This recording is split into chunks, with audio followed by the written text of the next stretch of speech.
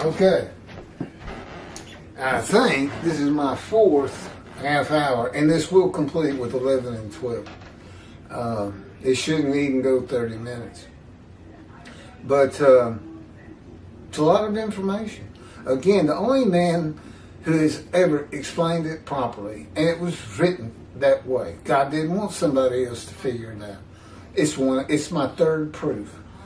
The writing of the books and the knowledge in it, first proof, both books. My knowledge of heaven, being Elijah, was primarily he put into the book. And then this chapter 21 is very important. So be sure to share it, talk to people about it, and tell them, oh, well, I finally figured out 53. I figured out when God's coming back. Yeah, I did it myself. See if they believe it. They won't. Because they who told you. Nobody's been able to figure that out. And you say, well, that's easy. All you're going to know is Isaiah 11:53, Jeremiah 31, and Ezekiel, where you'll find God's covenant of friendship. Yeah, we got a covenant coming. And the covenant of sin forgiveness that comes in Malachi 3. When you get to Malachi 3, now you're on the last page of the prophets. And what happened? God stopped speaking to his prophets. Okay, this is his last words on what the day of the Lord is. Because he completely changes it. Completely. It was supposed to be a day, and according to, there are 7 prophets who say day of the Lord. And inevitably, it was in the Essenes of the Dead Sea Scrolls believe this too, that evil was going to be removed from the earth in one form or another. You know, evil and bad things, and it was going to be world of peace and things like that. So I can see where Randan may have gotten off on a tangent on that, but the fact is, Malachi 3 to be interpreted in a modern time. See, that was great writing for antiquity. And there's a chapter on it and a video, and it tells you just these things. It shows what everybody said. And the scroll of remembrance, and God declared this is the day of the Lord, and I'm making a scroll of remembrance for this deed, because I know not everybody heeds me and reveres my name. And guess who's in the line of those people who don't go into the scroll? The rabbis.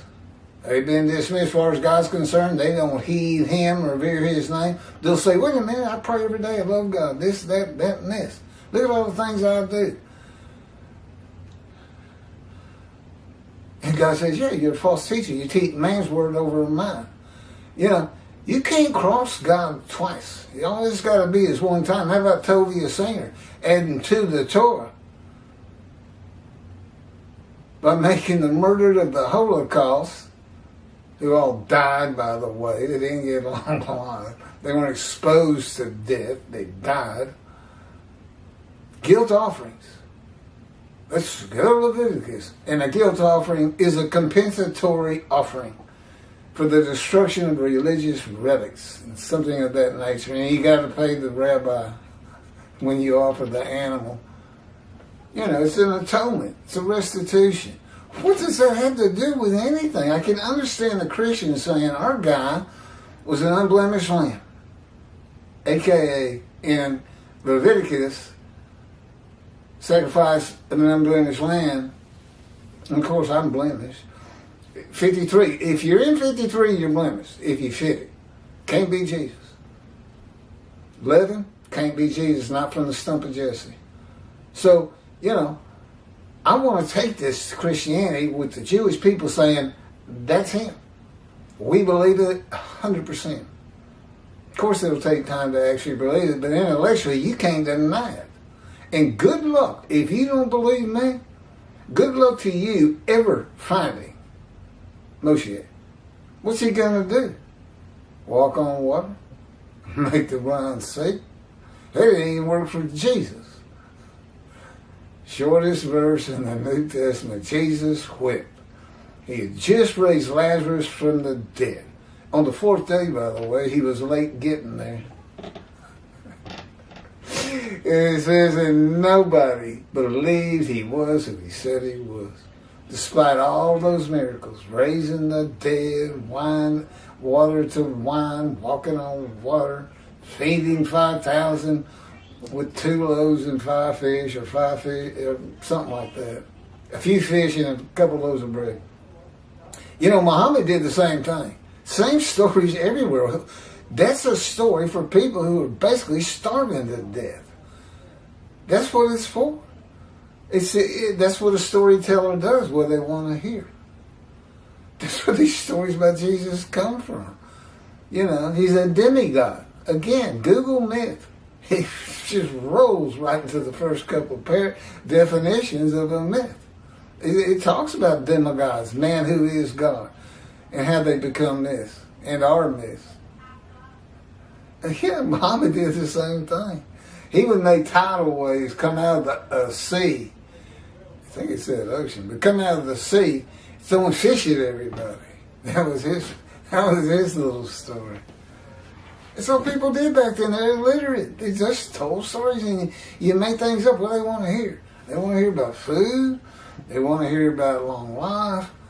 They want to hear about, you know, you can build your house and live in it.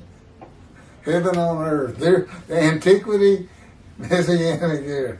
I can stay in my own house after I build it. Nobody's going to come throw me out. Verse 11. It's only verse 11 and 12 left. From the toil, this is Rashi again, more talk about the soul, doing stuff on its own.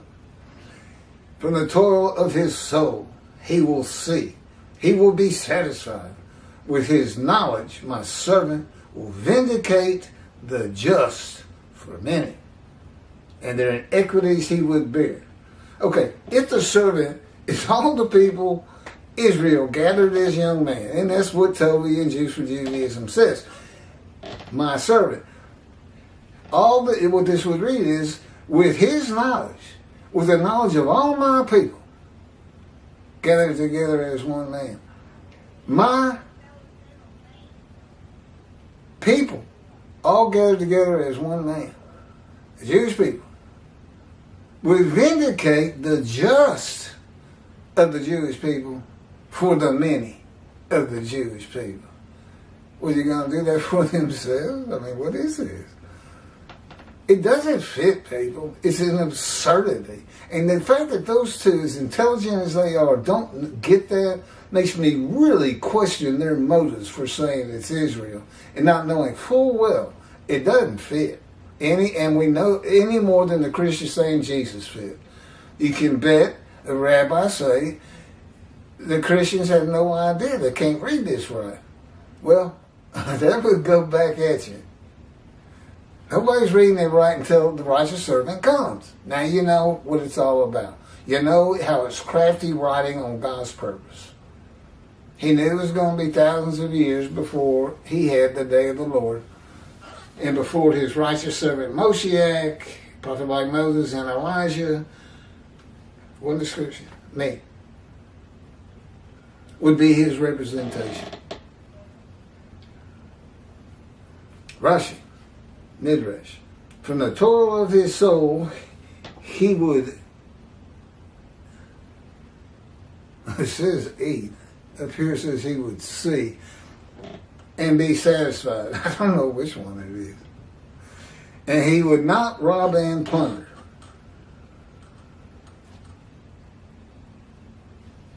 I don't know. I don't see rob and plunder in here. With his knowledge, would vindicate the just. My servant, Israel, would judge justly all those who came to litigate before him. Well, to litigate before him is the Jewish people. It's the Jewish people. Yeah. I've heard Toby say this too when talking about the Christians. How does God sacrifice himself since they call Jesus God? How is that? Isn't that what it's a little bit different than that. Anyway, he calls it the same problem. You can find it in the video on his explanation of 53, his commentary on 53:10. It's in there.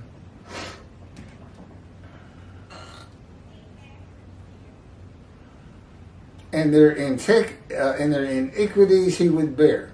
He would bear. Israel would bear in the manner of all the righteous. As it is said, Numbers 18, verse 1. You and your sons shall bear the iniquity of the sanctuary. I don't know, does the sanctuary have iniquity? Okay, here's mine, JPS. Out of his anguish he shall see it. Not eat it, it's see it. He shall enjoy it to the full through his devotion. My righteous servant makes the many righteous. It is their punishment that he bears. Out of his anguish he shall see it. He shall enjoy it to the full through his devotion. Midrash commentary. This is a reference to Isaiah 11:2, where one of the attributes of the Spirit that alights upon the Anointed One is a spirit of devotion and reverence for the Lord. The anguish, it says out of his anguish, is the emotional and physical pain Ezekiel suffered by punishment and the power of God to make him suitable for his purposes. God's righteous servant, myself, when he comes out of God's fire of refinement and anguish of it, is devoted to God and to the Jewish people, who I do not want to see destroyed in the destruction of Israel, because they won't build a temple and the rabbis will not teach them that, hey, we should have a temple right now. We don't know when he's coming back. You never hear that. No, you hear the world's going to love him, Messianic Arab garbage.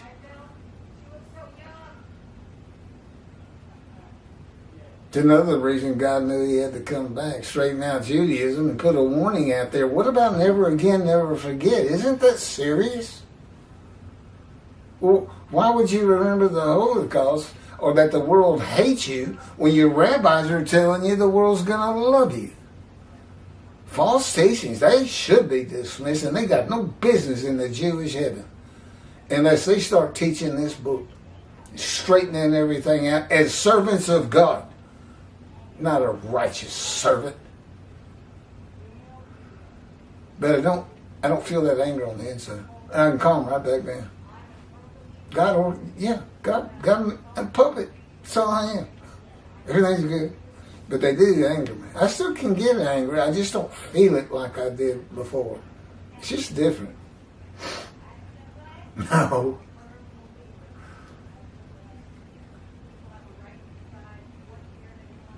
Is devoted to God will enjoy being a teacher of righteousness by his knowledge with long life. Knowledge, a Gentile must be taught not only of the Scripture, I've never read the Bible, but of the Jewish people and their history, the Middle East, war, Israel and its government, and all else he may need to know, like Abraham, a stranger in a strange land of a strange language, and just as Ezekiel was given knowledge in his fire of refinement.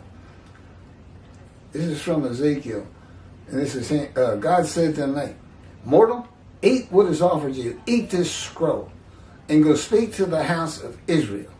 So I opened my mouth, and he gave me this scroll to eat. As he said to me, mortal, feed your stomach and feed your belly with this scroll that I give you.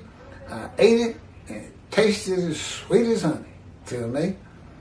Then he said to me, mortal, go to the house of Israel and repeat my very words to them. That's writing for antiquity. You don't eat a scroll and say it tastes like honey, okay? He said, what is being said here? He's being taught the Scripture in the fire of refinement. My righteous servant makes the many righteous. It is their punishment that he bears. Midrash, commentary. God's righteous servant is a man of pain, suffering, and wounds throughout his life. Not one day on the cross. With persistent hardships and troubles. grievously affected, especially by disease, and severely injured at one time or another, as though plagued, smitten, afflicted by God. Born disfigured, afflicted by God.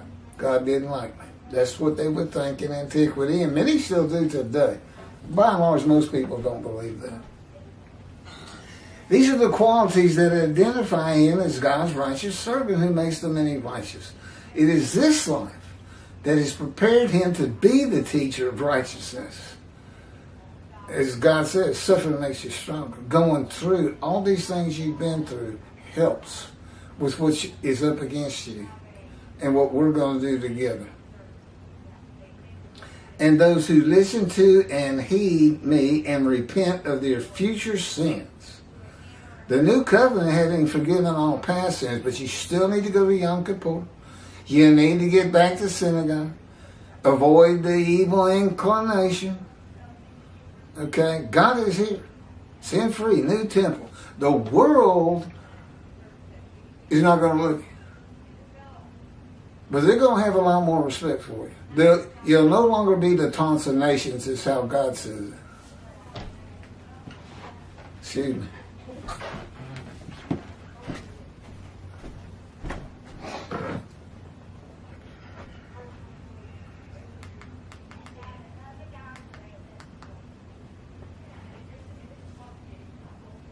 Commercial. Well, I'm a one-man operation. I got to do everything. That shouldn't have even gone off. What if it went off with the commercial?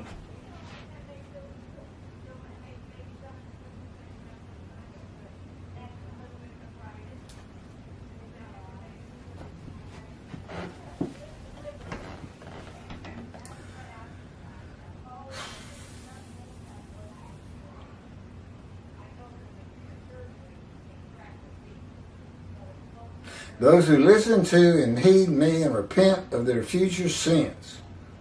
Again, continue to go to Yom Kippur. Just know that those sins you did before, some might have some in childhood that they really regret, and they're just never sure if God's forgiven them, though they attend Yom Kippur and the high holidays every year. The New Covenant forgives all current sins in your past. In the practice of Judaism, and again, today, it's been modified. Be mindful of it. I don't know exactly what it means. He doesn't tell me. He says that's for everybody else to decide of their own. And returning to synagogue are made righteous. Those who are in right standing with God. Another term that really is something he taught me. And the rabbis are not in right standing with God for their false teachings as much as anything. There's other things God says, but this is the one that's important.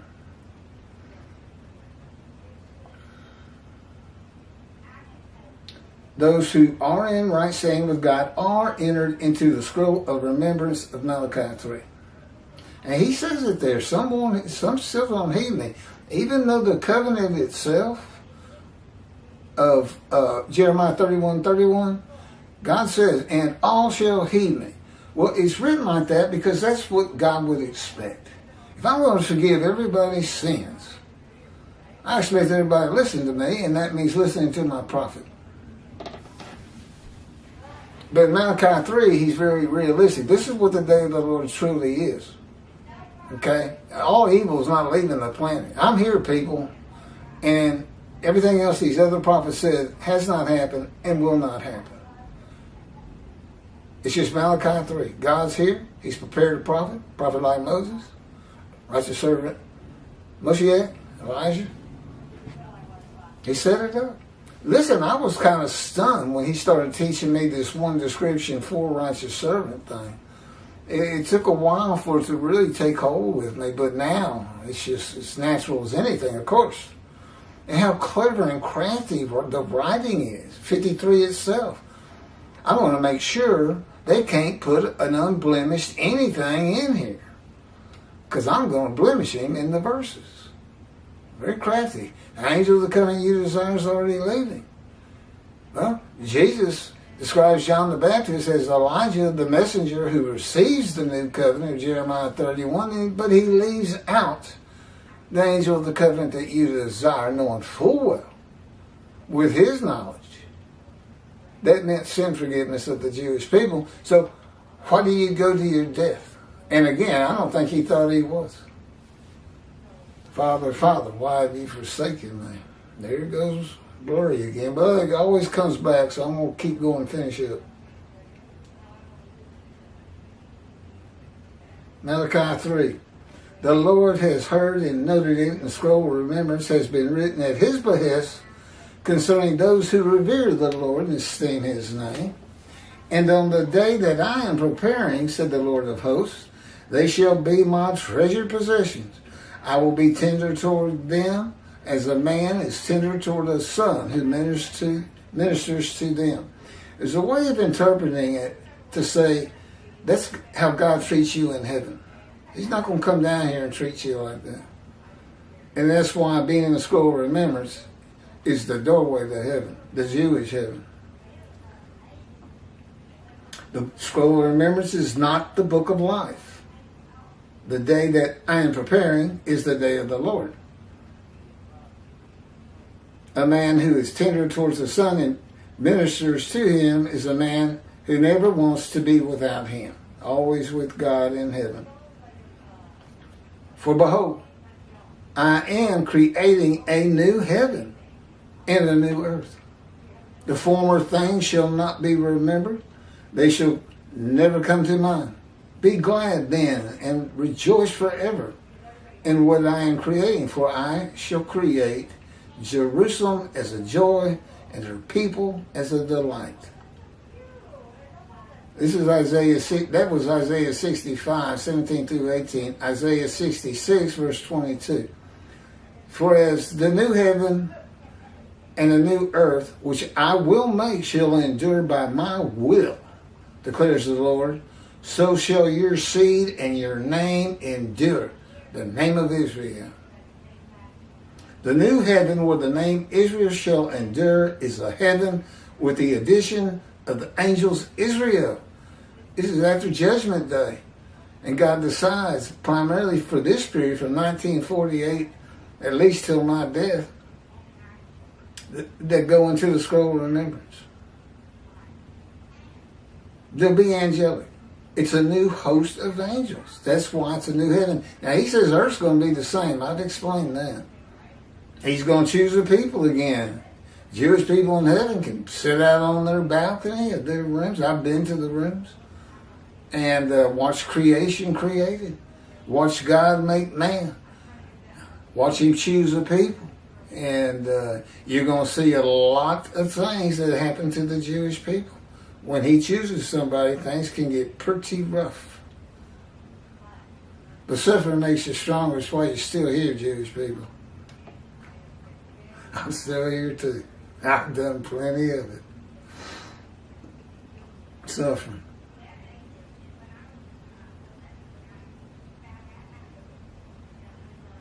Verse 12. Therefore I, God, this is from Rashi's book, still God, will allot him a portion in public, and with the strong he shall share plunder, because he poured out his soul to death, and with transgressions he was counted, and he bore the sin of many and interceded the transgressions. Do you see that? What he says in his Bible? Hebrew Bible, again, use your JPS. He poured out his soul to death. The man who's going to get long life and make the many righteous with long life in his knowledge. This is Rashi. And you don't need a Christian reading that. He's exposed to that. Verse 12. Wait till you read my 12 from the JPS. Okay, Rashi's commentary. Therefore, commentary. Before he did this, I will allot him an inheritance and a lot, land, in public with the patriarchs. Okay? I don't have to be in public. You can just give me my inheritance. You can give me my portion. Let's go to Vegas is what I always say. That's right, and cheat. God says, I'm not cheating. Stop asking me that. I said, all you got to do is look at the other poker hands and tell me what's in them. I said, what about roulette? Have balls rolling around, just make it stick. Yeah. He won't do it, y'all. We're never going to get to Israel as far as I'm concerned. I'm going to die in there. He poured out his soul to death. He's got, in quotes, Genesis 24:20. And she emptied her pitcher. Poured out his soul to death. And she, is that the bride? Emptied her pitcher. And with transgressors he was counted. Okay, commentary. He suffered torments as if he had sinned and transgressed, and this is because of others. He bore the sin of the many, and interceded for the transgressors through his sufferings, for good. Sorry for the film, y'all. I'm going to get better equipment someday. Came to the world through him.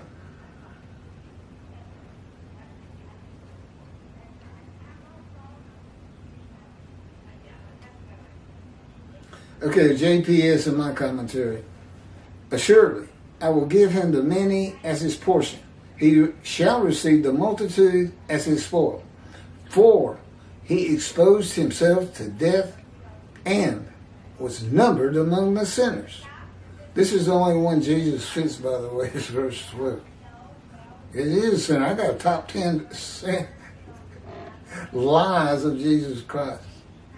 In false prophecies, there's 5 of those. He shall receive the multitude as his spoil. Those who believe in him and are made righteous as the many who become a multitude. For he exposed himself to death.